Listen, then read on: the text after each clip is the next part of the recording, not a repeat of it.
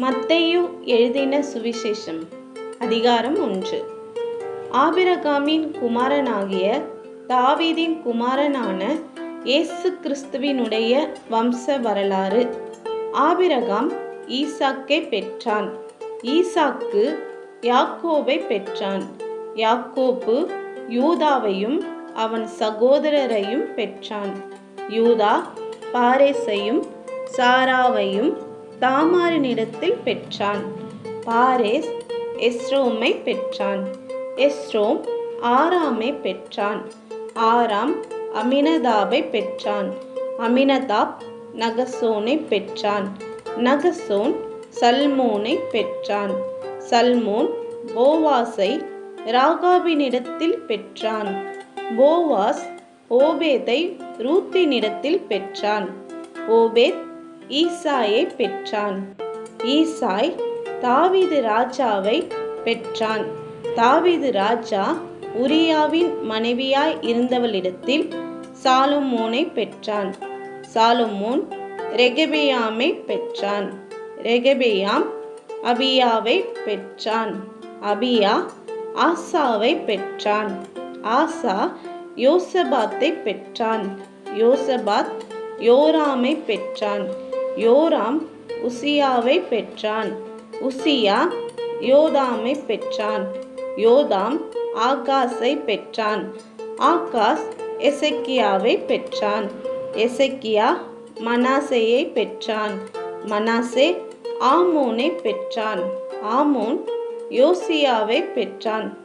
பாபிலோனுக்கு சிறைப்பட்டு போகும் காலத்தில் யோசியா எகோனியாவையும் அவனுடைய சகோதரரையும் பெற்றான்.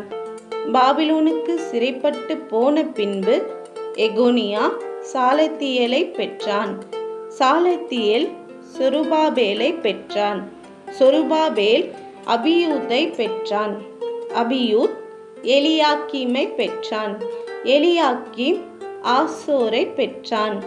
ஆசோர் சாதோக்கை பெற்றான். சாதோக்கு ஆகீமை பெற்றான். ஆகீம் எலியூதை பெற்றான். எலியூத் எலெயாசாரை பெற்றான். எலெயாசார் மாத்தானை பெற்றான். மாத்தான் யாக்கோபை பெற்றான். யாக்கோபு மரியாளுடைய புருஷனாகிய யோசேப்பை பெற்றான். அவளிடத்தில் கிறிஸ்து எனப்படுகிற இயேசு பிறந்தார். இவ்விதமாய் உண்டான தலைமுறைகள் எல்லாம் ஆபிரகாம் முதல் தாவீது வரைக்கும் 14 தலைமுறைகளும், தாவீது முதல் பாபிலோனுக்கு சிறைப்பட்டு போன காலம் வரைக்கும் 14 தலைமுறைகளும், பாபிலோனுக்கு சிறைப்பட்டு போன காலம் முதல் கிறிஸ்து வரைக்கும் 14 தலைமுறைகளுமாம்.